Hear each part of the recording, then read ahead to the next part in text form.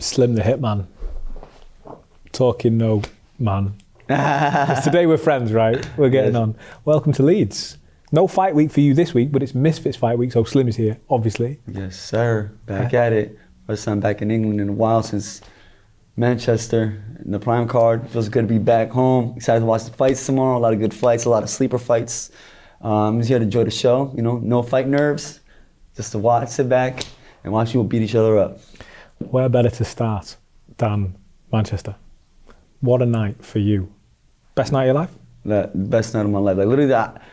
Man, I feel like there's a movie that should be directed about that night. That night was amazing. Honestly, it was the craziest night of my life. Like, it's just like the storyline behind it too. I think like build-up wise of a fight, like I never had a fight that built up.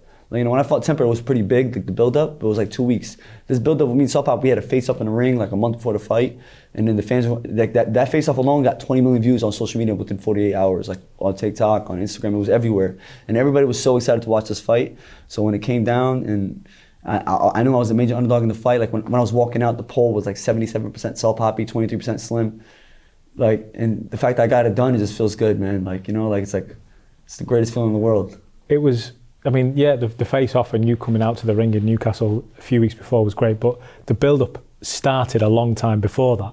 People wanted it, and you're ducking him, and this is happening, and that's happening, and you have to try and justify isn't the right word, but you have to try and explain why this fight isn't happening, and you seem to be getting a bit of pressure, and you got to just let it all out in one moment with arguably some of the sweetest combinations you've ever thrown.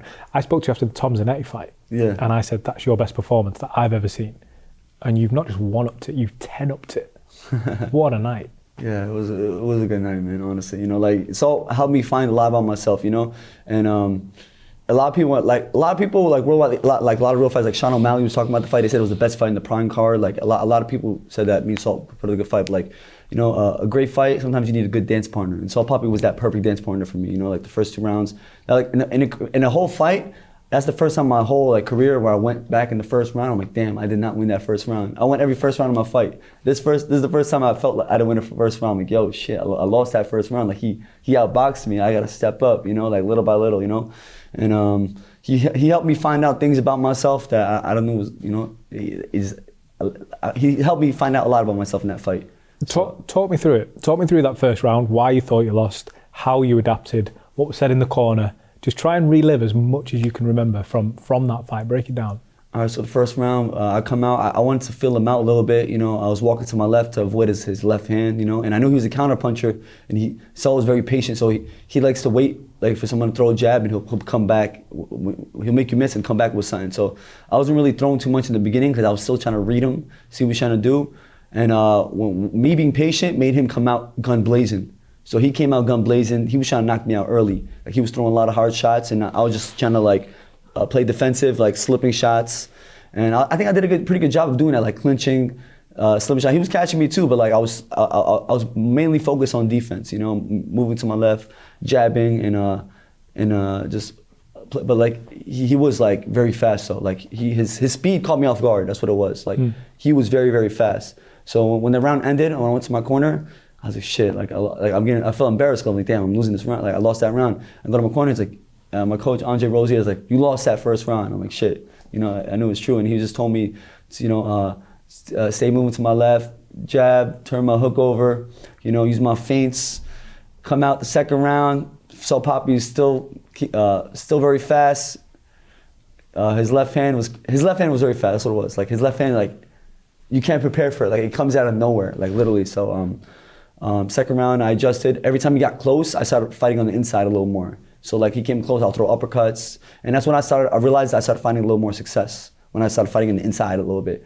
So I took that to the third round, and I started fighting a little more. Every time he got close, I started like letting my hands go. And every time I did that, I started getting more success. I'm like, oh, and I started landing some big shots in the third round. And in the third round, I started landing big shots where like his whole head was starting to snap back. And I'm like, yo, like just a couple more, like he's gonna get knocked out. I know, cause like I've knocked out a lot of people before, and when their head starts snapping back like that in a fight, it's only a matter of time. In that fourth round, play patient. I just shot the right hand down the pipe and I caught him. And from then, he was not the same. Like the whole fourth round, I was in like entire control. So yeah, it was a crazy moment, you know. Like he had me against the ropes, I lined him up for that shot too. You know, like I shot that same right hand a couple times. I missed it, but that last one when he had me against the ropes, I waited for the perfect moment. I just waited, and he threw his left hand, and I tried to catch and shoot, but I caught and shoot with my head. So when he threw his punch, I caught it with my head.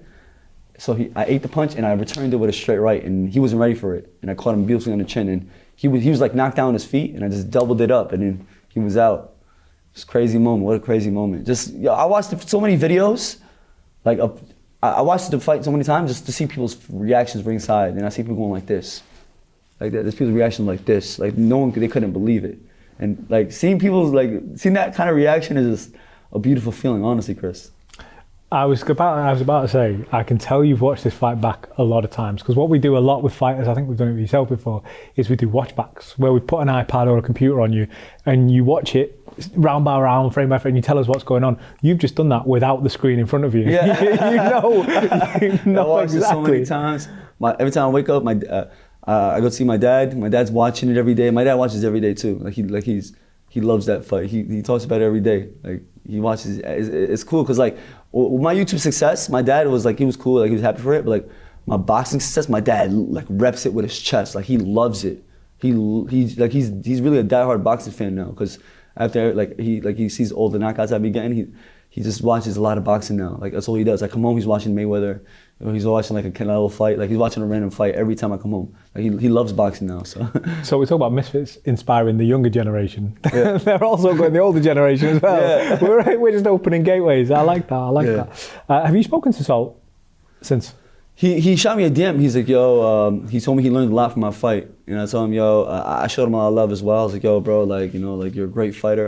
Because I don't want him to be discouraged to quit, you know, I don't want him to quit or anything because, you know, like the internet can be harsh sometimes. Like, oh, he's done. Oh, he should retire. Like, I don't think Schultz should retire because I think he's a great fighter. I still think he takes out a lot of people in the scene. And I still think his skill set is still being developed because he can still get better. Like, that's the way I see myself as well. Because, like, I'm still getting better every day. Like, I feel like my fight from Zanetti to the Salt Papi fight, I was two completely different fighters. And by the time y'all see me fight again, I'm still improving. Like I feel like I improve very fast. And you guys are gonna see by the time I fight again next, I'm gonna keep impressing y'all. We'll get to that in a moment. You fighting next. Do you ever envisage a Salt Papi rematch? I can see it happening because, you know, Salt Papi, he's a massive name. He's a massive name. Like he's a massive star. Like I felt like with me, like with the win, like it went super viral, but it went viral for people feeling bad for Salt. Like it was more of like, oh, Salt lost, not like Slim won. It was more like, damn, Salt lost, he got knocked out. Not like Slim knocked out Salt, you know what I mean? So like if Salt knocked me out, it would have been different. Like Salt Papi, yeah, like because people love He's me. The man, yeah, he has that aura. He got that kind of aura. He got that kind of star aura, and that's like that kind of aura. He just got it. Like, you know, like he was that one dude in Misfits that everybody said, oh, he was nice. Everybody knew he was a good fighter. Even outside of Misfits, like real fighters like Mighty Mouse and Ryan Garcia, like, yo, he could fight. Eddie Hearn, Sonny Edwards, all these guys like, yo, he could fight. With me, you could never, like, you know, he has heart. He got heart, but he's not really skilled like that. He's not like technically sound because like I wasn't born into the boxing game, so like people knew I have heart and I'll die in the ring, but like when it comes to like skill, like I wasn't on par when it came to like Salt Papi. Salt Papi was that guy that everybody said was nice. I wasn't. So like me getting this win was very big for me. It's moved you up a level. Yeah. It's moved you up to that next echelon. And you teased it yourself a moment ago, when you see me fight next. Well, let's get to it. When do we see you fight next?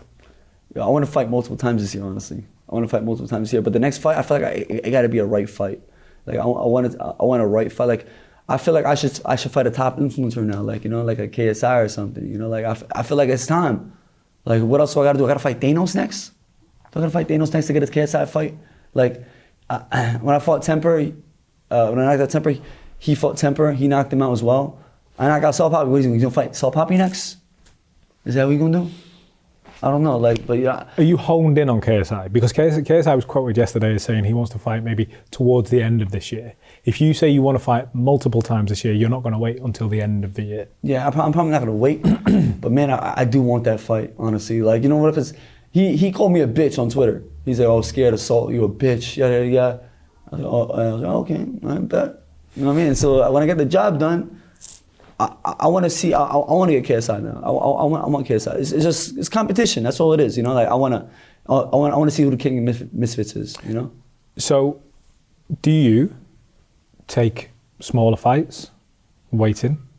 Do you take the bigger, higher risk fights to further, push forward your case for KSI? If he's coming towards the end of the year, don't quote me on this. I'm plucking a date out of the air. Let's say October. That's towards the end of the year, right? We're in January. We've got a long time to go till then. What do you do between now and then? Nah, I'm gonna fight. I'm definitely gonna fight. I'm not gonna wait till October. Definitely not. But I'm gonna fight. I have so many things I could do. Like I could go down to 155 and snatch Jarvis's belt if I want to. I could go down there and take his belt because 155 that's my natural weight too. You know, that's like if I'm fighting at the pro level, I should be fighting at 154. Because we saw you and Jarvis in the ring, right? Yeah.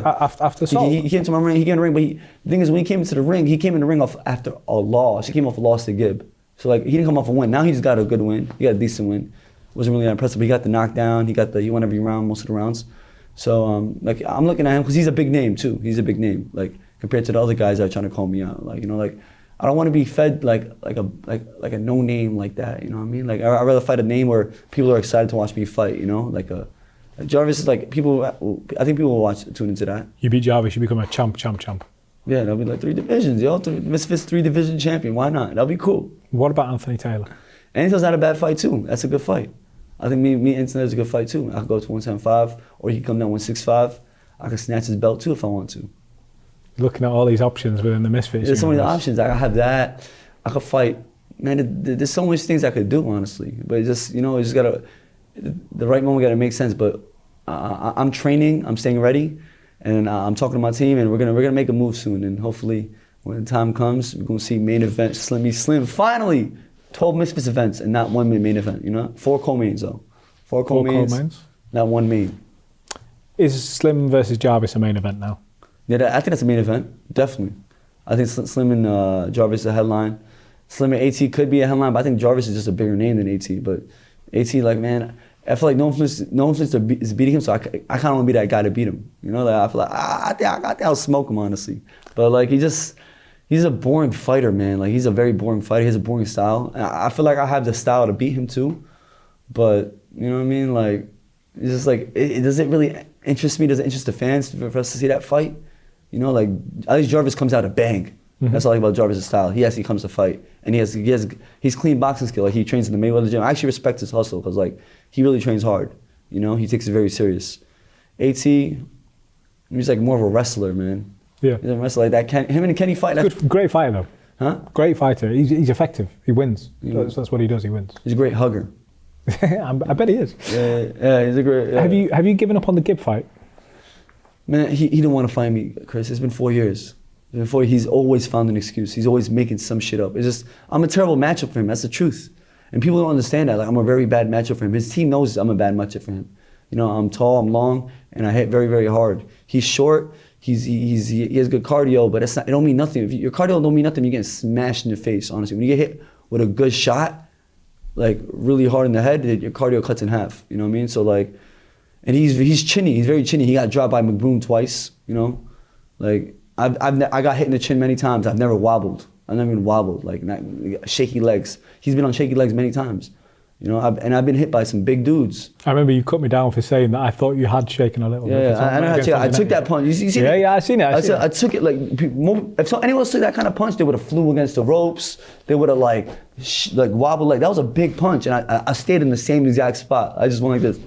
Like that, like bro, I couldn't believe it. Like, Golovkin. Yeah, it's crazy. It was a big shot too, but I took it, So I found out something like I got a chin. Like I didn't even know I had a chin like that. I just come to fight, honestly, but like it's good to know that I have a chin too. So, mate, it's great shooting the breeze with you. It's great having you back in the UK. Here we are in Leeds, Misfits Fight Week again. Slimmy Slim's in town. Yes, sir. Always a pleasure. Slim, thanks for joining us. Thank you, man. Thank you so much.